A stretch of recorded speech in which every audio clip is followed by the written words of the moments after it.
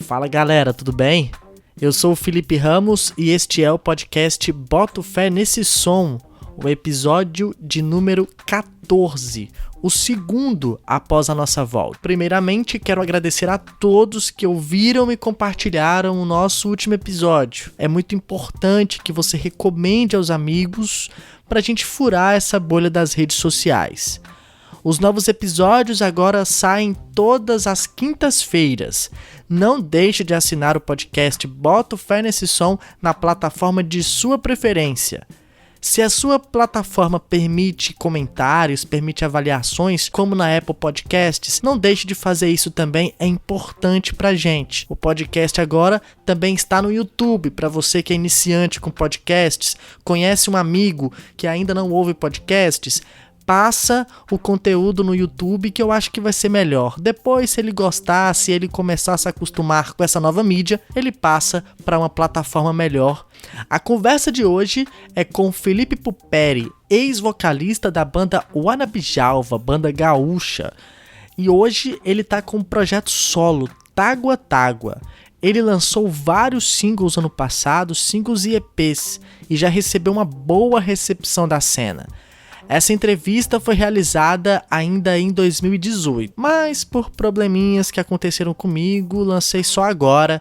Eu falo mais sobre esses probleminhas no episódio passado. Então vamos lá ouvir Felipe Puperi, o homem do Tágua Tágua. Me banho seco no luar, revivo quem não volta mais, te abro até desaterrar, tua dor é uma dádiva.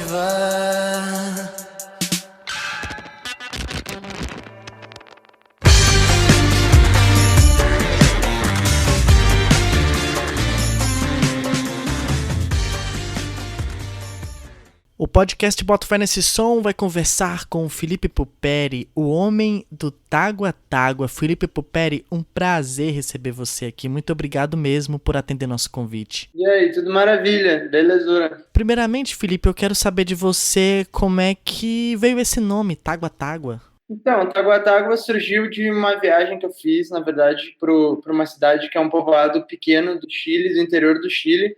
E eu fui para lá justamente quando eu comecei a ter essa ideia de fazer esse projeto acontecer e pensar o que eu queria fazer e como eu queria chamar isso. E casualmente eu estava lá e aí eu me deparei com esse lugar que chama São Vicente de Tágua Tágua, que é um povoado bem pequeno, bem interiorano, assim. Eles até chamam de pueblo mesmo, porque não chega nem a ser uma cidade.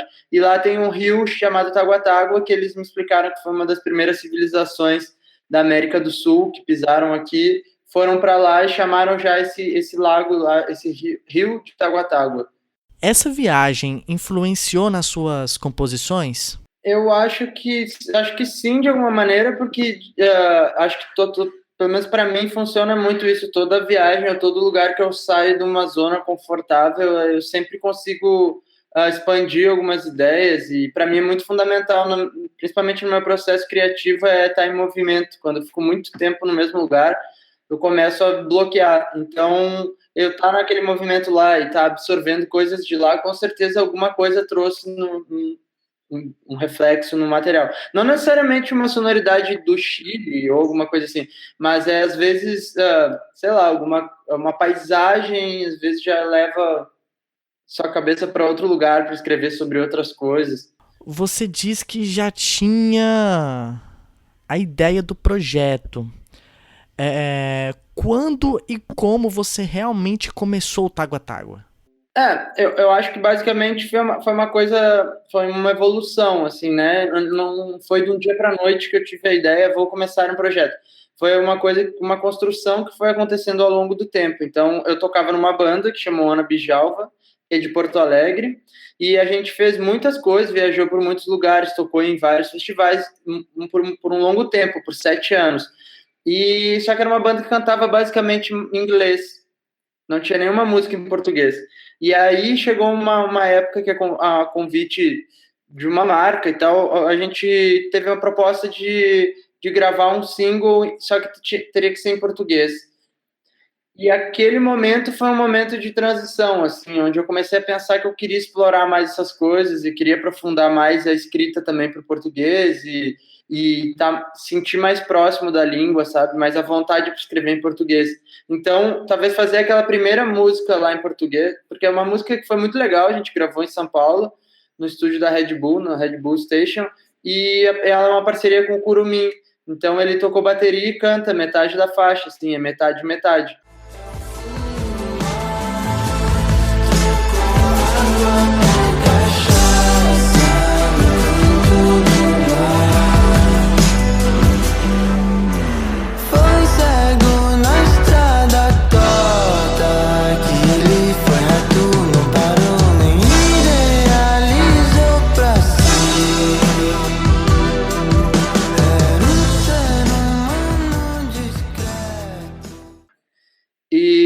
E isso me abriu novos caminhos, assim, de tentar novas ideias, de aprofundar em outros lugares, e eu comecei a testar. Então, passei quase um ano gravando coisas e compondo, então fiz muitas músicas, fiz 10 músicas, eu joguei tudo fora, depois comecei tudo de novo.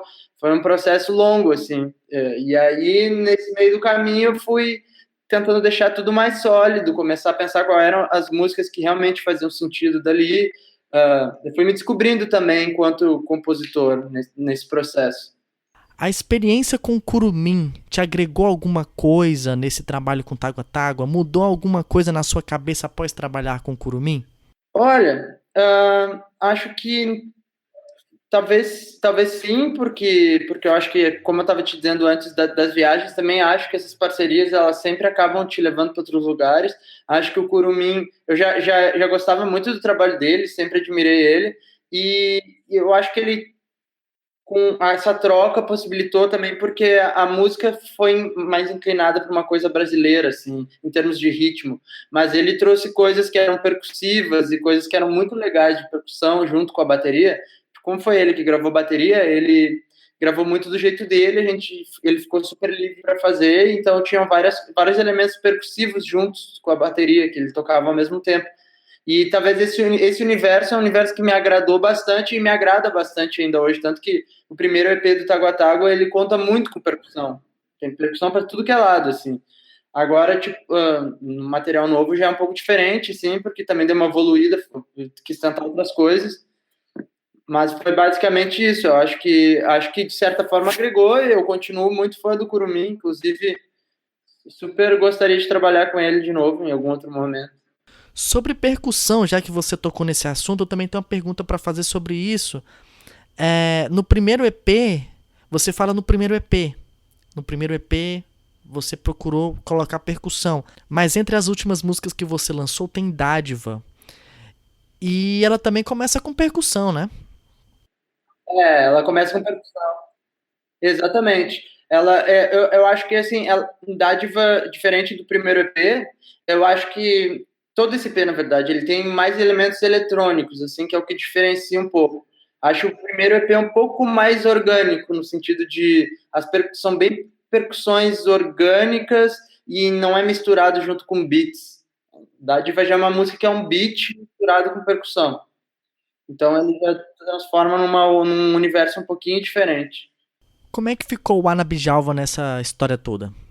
A gente é um hiato, na verdade. Até porque é um projeto que a gente é muito amigo e realmente a gente gosta das mesmas coisas, mas chegou um momento de uma certa saturação onde eu acho que todo mundo precisava, cada um para um lado, testar novas coisas.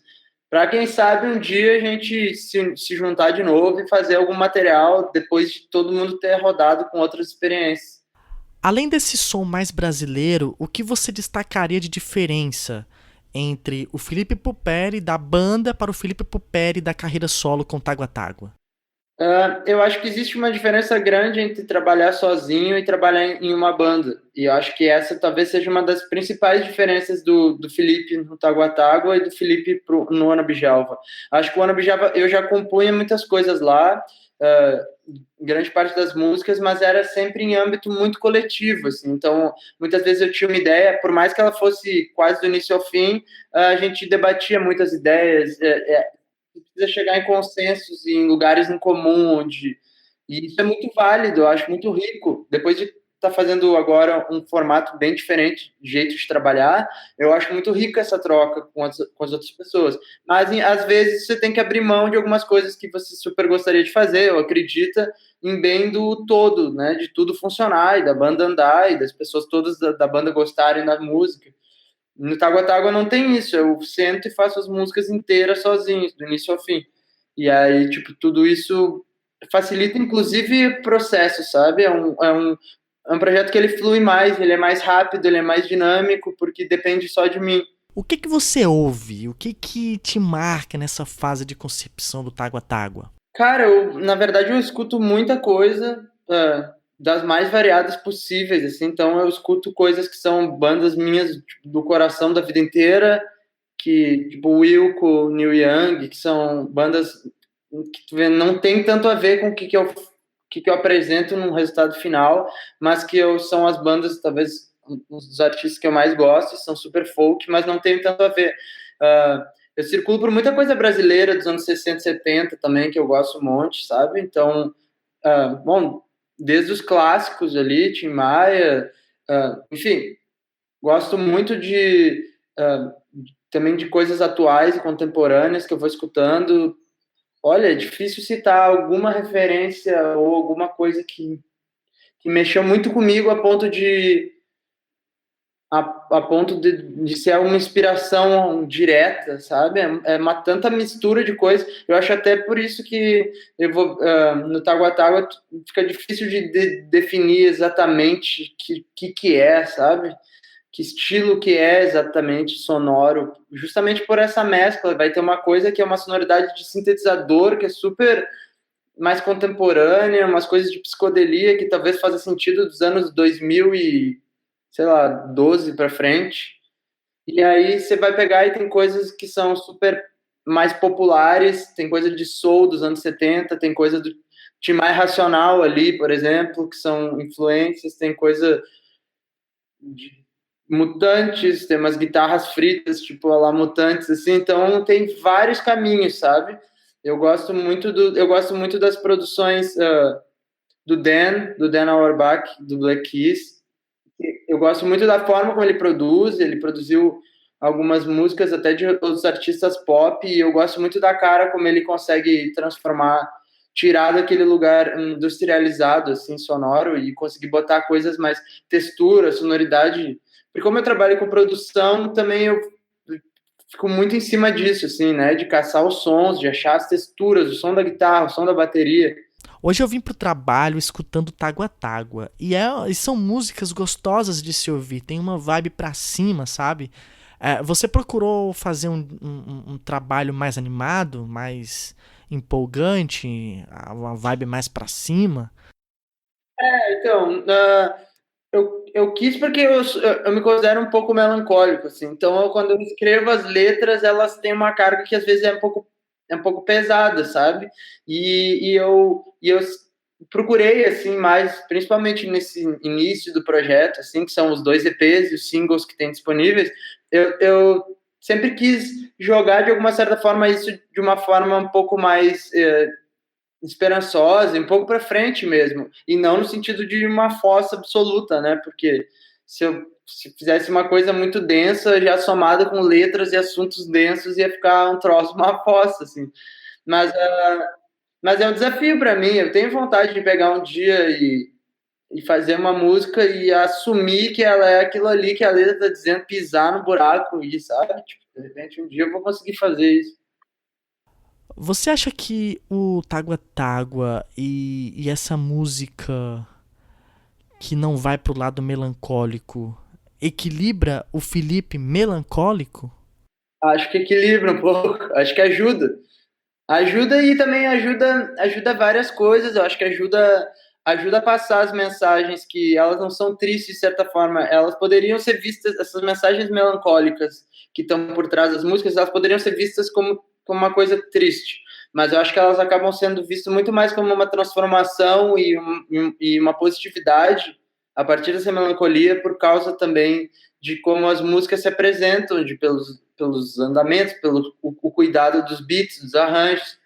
Ela não é acaba dando um entendimento diferente para as letras por causa disso. Você falando em rótulos, e eu penso no Rio Grande do Sul.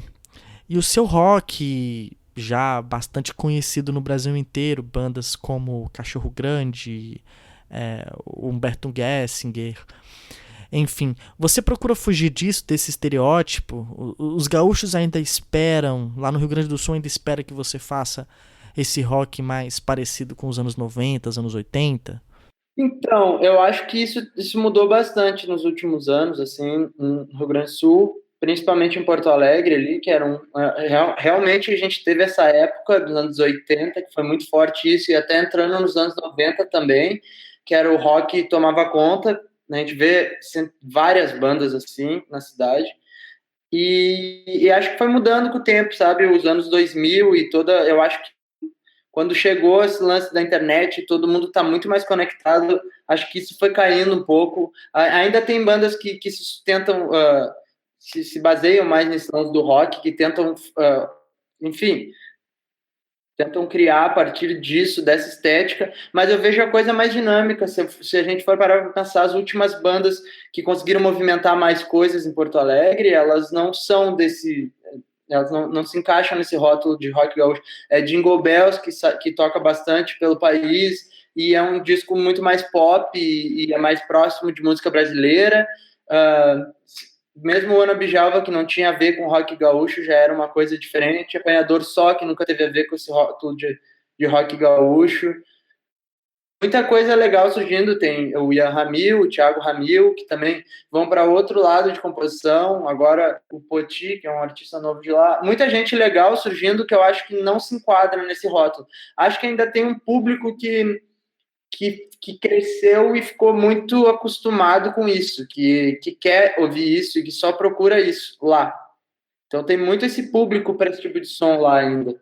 Mas acho que no meio artístico isso tá cada vez se esvaindo mais, assim, sabe? Não tem mais um espaço para essa característica, até porque eu acho que o mundo o rock mesmo, ele já foi muito modificado, ele já não cabe mais naquela roupagem que ele se apresentava lá, sabe? Nos anos 90. Ele já não deixa de ser rock gaúcho, mas hoje em dia a gente já mescla com outras coisas e o rock já tem uma outra cara. Por que você fez essa opção de lançar EPs e singles e por que não lançou logo um álbum? Então, porque na verdade essa coisa de lançar um álbum inteiro, eu acho que para um artista que está começando e ele precisa construir o seu público e chegar nas pessoas, não vejo como sendo uma opção muito esperta. Falo por experiência própria mesmo, sabe? Eu acho que quando se lança um disco de 10 músicas e você se não é muito conhecido ou não conseguiu se enquadrar em uma rede, assim, digamos assim, de pessoas que você já está conseguindo movimentar algumas pessoas, eu acho que às vezes é um desperdício, sabe? Você lança 10 músicas e 5 músicas desse disco as pessoas mal ouvem, ela não chega muito bem, você não consegue trabalhar isso de uma forma muito proveitosa. Então, eu acho que lançando menos coisas, você consegue trabalhar mais, as pessoas conhecem mais. Eu tenho a sensação, principalmente nos shows, que as pessoas conhecem as músicas do Tágua Tágua, porque elas foram lançadas assim, totalmente trabalhadas música a música. Teve uma música, e daí teve o clipe dessa música, e vídeos dessa música, e várias coisas que vão trabalhando música por música. Você chega lá e as pessoas sabem cantar as músicas, cada uma se identifica com uma das músicas. Quando é um disco, e essa conexão é mais difícil para um artista que está começando. Acho que no futuro faz todo sentido. A pessoa já conhece a sua música e aí está engajada, ela quer ouvir o seu disco do início ao fim. E quais são seus planos aí para o futuro? Quais são os planos para o Tágua Tágua? É, na verdade, assim, ó, eu tô pensando, eu tô ainda decidindo como é que eu vou dar esse próximo passo. Eu tenho uma vontade pessoal que é de fazer um disco mesmo, inteiro, mas eu acho que talvez isso aconteça, se for acontecer, vai acontecer do meio do ano para frente, do ano que vem. Porque é muito recente o EP, talvez saísse um single antes, entende? Mas eu tô fazendo um clipe agora das músicas, então tem tudo isso para acontecer ainda, que é um clipe desse disco agora, do Pedaço Vivo. E acho que é o lance. trabalhar um pouco esse EP, né? Porque ele é muito novo, ele saiu agora, são 3 músicas que têm ainda potencial para vídeo, potencial para fazer coisas e começar a tocar mais também, tocar em festivais, rodar por aí. O vídeo de Rastro de Pó concorreu a um prêmio internacional. Queria que você falasse sobre isso. Concorreu com Childish Gambino, com Jay-Z, com grandes nomes da música mundial. Foi legal demais, porque esse clipe foi uma experiência gigantesca, assim, que eu tive, eu gravei ele antes de lançar o EP. Eu conheci o diretor já de Porto Alegre, ele também mora aqui em São Paulo, e eu mostrei a música, falei para ele que eu queria muito que fosse ele que dirigisse, e ele me apresentou essa ideia da Guerra de Espadas no interior da Bahia. E a gente foi para lá, passou 15 dias no interior da Bahia, numa cidade bem pequena, 2 cidades bem pequenas, chama Cruz das Almas e Sapé-Açu, no interior da Bahia. E foi uma experiência muito louca, porque a gente conheceu muita gente, a gente ficou todo o tempo de São João lá e viu toda essa Guerra de Espadas, que é um lance perigoso e bem diferente, assim, da nossa cultura. Então foi muito legal, porque a gente fez basicamente um clipe documental. Ele é muito real, aquele vídeo. Ele é baseado quase todo em fatos reais. A gente inventou algumas coisas para roteirizar ele poder funcionar como um filme, mas ele é muito real mesmo. Aquelas pessoas são de lá, são os personagens principais do filme. Até no clipe mesmo você buscou algo mais brasileiro, né? No interior do Brasil, uma tradição brasileira. Foi buscar alguma coisa no interior do Brasil mesmo. Até porque a gente queria isso, sabe? Afastar desse estereótipo gringo, americano, querer explorar mais as coisas legais do Brasil e mostrar com um filme bonito e com uma luz massa como a gente consegue, como a gente tem isso aqui, é só um olhar, a forma de mostrar, mas tu consegue chegar nesse resultado cinematográfico muito bonito, sabe? E eu acho que é isso que o clipe apresenta, e acho até que é por isso que ele acabou causando, tipo, esse impacto positivo nas pessoas, principalmente nos festivais e tal, porque ele é isso, né? Ele não tá concorrendo com um clipe do Jay-Z, um clipe do Childish Gambino, tentando ser americano e usando todas essas ferramentas cinematográficas, eu digo, as mesmas estéticas, as mesmas formas, ele acaba trazendo uma coisa que é muito própria, né? E por ser essa coisa documental com filme, eu acho que chama mais a atenção das pessoas, porque tem um realismo ali, tem uma verdade naquele filme. Então foi muito legal. Na verdade, o filme já participou ele já entrou em uns 4 festivais internacionais. Ele está participando agora num na Polônia, ele já participou e ganhou um prêmio na Irlanda, e esse, que é com toda essa galera da pesada aí, é em Berlim. Foi em Berlim, no Pop Festival. Agora nós vamos pro quadro que se chama Faixa Faixa, que basicamente é você explicar as faixas do álbum, detalhes, curiosidades, o que te inspirou a fazer cada música. Então vamos começar com No Sufoco. No Sufoco fala um pouco sobre uma certa crise existencial, assim, principalmente quando se cruza os 30 anos, que se começa a repensar algumas coisas na vida e tentar entender melhor o seu espaço aqui dentro desse plano que vivemos. Então ele é isso, ele é esse sufoco de entender o que está acontecendo na vida e como é que a gente pode se mover e continuar vendo as coisas mesmo no meio do caos. Seus planos desencontrados, olha nas estrelas e só vê tudo tão desalinhado, mas vive atrás de poesia, certas em doses letais.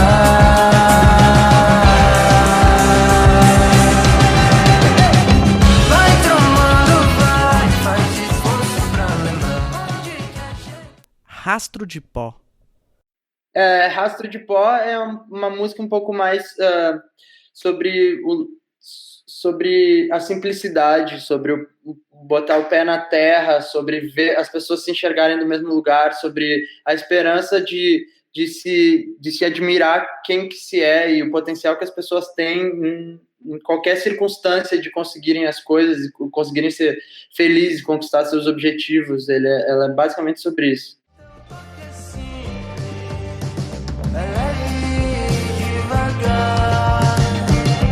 Tua mão de cima, tua história.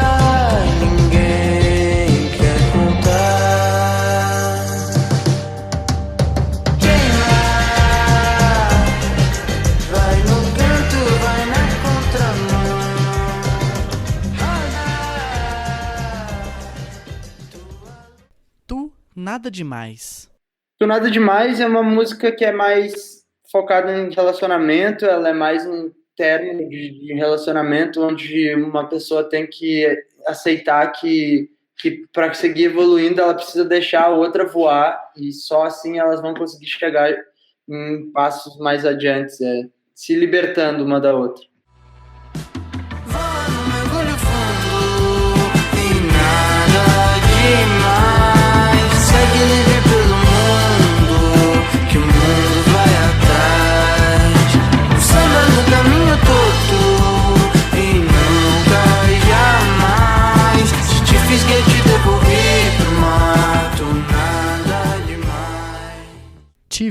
Te Vi é uma música melancólica, eu acho. Ela fala bastante sobre enxergar durante o relacionamento de que ele tá, digamos assim, fadado a um final.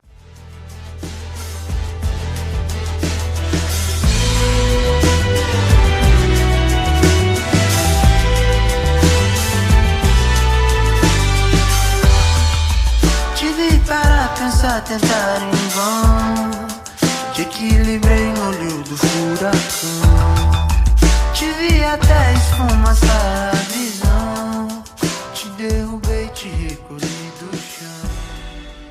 Preso no Amanhã. É uma das músicas que eu mais me identifico e ela fala bastante sobre a dificuldade de estar presente nos dias atuais, como a gente está sempre ansioso pelo que vem lá na frente,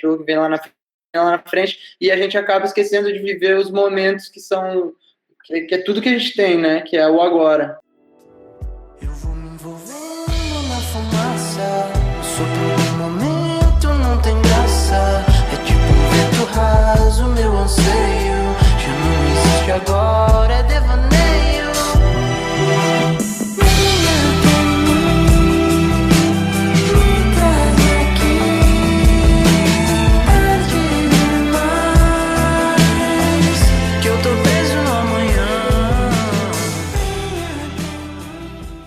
Dádiva. Dádiva é uma música que fala bastante sobre uma questão existencial, sobre a dificuldade, sobre o quanto a gente é frágil aqui enquanto ser humano e que a gente não pode se pautar só na nossa matéria porque nós somos corpos e que vão ir para baixo da terra a qualquer momento, então a gente tem que se permitir sentir mais as coisas, se transformar com os sentimentos e se preocupar menos com coisas mundanas. Dádiva, que a tua pele seca, some, evapora embaixo do chão, que tua carcaça é nada, pedaço vivo de ilusão, mas teu terreno é fértil, deixa doer. Na Banguela. Na Banguela fala sobre assim como todo pedaço vivo trata de dores das mais diferentes formas, Dádiva trata dessa maneira existencial. Na Banguela fala um pouco mais da dor de não ser, de ser marginalizado numa sociedade e ainda assim conseguir ver isso com leveza, ainda conseguir tocar a vida mesmo quando tu não é reconhecido por nada que tu faz, basicamente.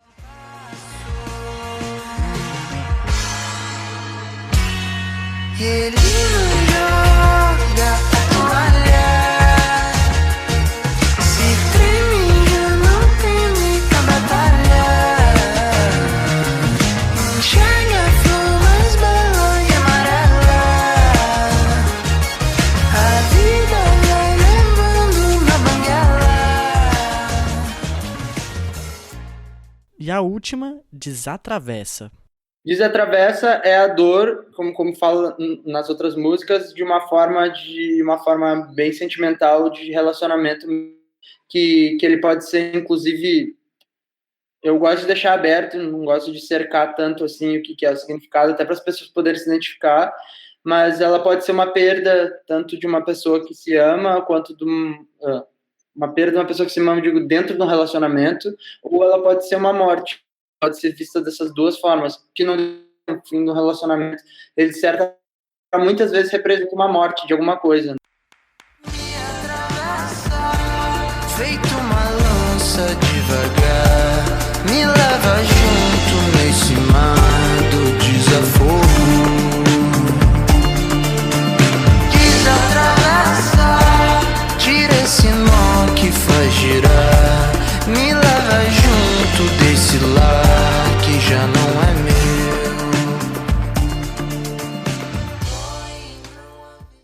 Muito obrigado, Felipe, pela sua entrevista. Muito obrigado por atender o convite do Boto Fé Nesse Som. Tomara que você possa vir a Palmas, tocar por aqui, que você rode o Brasil.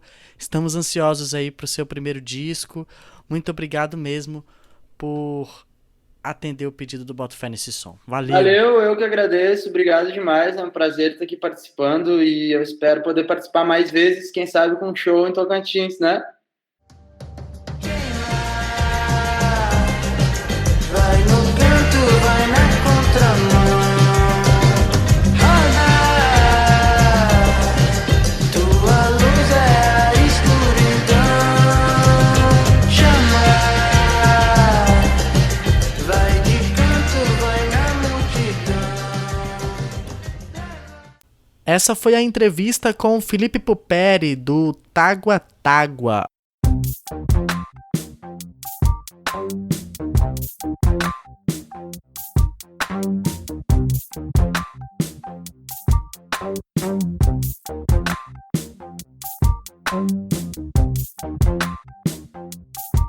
Lembrando você que nossas playlists estão no Spotify e no Deezer. É a playlist Toca Brasil. Toca Brasil é um programa que eu faço na UFT-FM em Palmas e neste programa eu sempre seleciono músicas que são lançamentos. Por isso que eu recomendo essa playlist aqui no podcast para você ficar por dentro das músicas e ouvir as músicas que são lançamentos. Na descrição deste episódio tem os links para você ouvir no Spotify e no Deezer. Também na descrição você vai encontrar minhas redes sociais.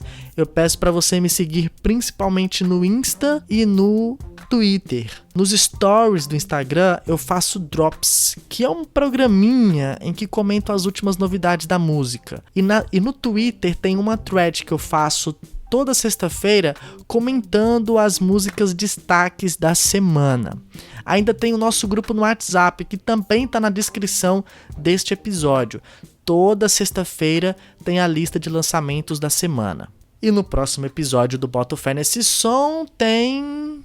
Bom, primeiro eu queria agradecer o papo, também achei demais, velho. Foi uma puta troca boa. Eu sempre fico feliz, velho, quando a gente troca ideia e todo mundo sai mais inteligente, tá ligado? Então eu saí bastante inteligente desse papo, é sempre massa poder falar sobre o disco, falar sobre as coisas que eu penso e ter essa troca boa aí com você, velho, que conduz muito bem esse papo todo. Fiquei bastante feliz mesmo da gente trocar essa ideia. O entrevistado é ele, China, que acabou de lançar o seu novo álbum, Manual de Sobrevivência para Dias Mortos. China, que é apresentador de TV, apresentador da Band, apresentador do Multishow e também ex-VJ da MTV. Quinta-feira que vem estaremos de volta. Um abração a todos e até lá!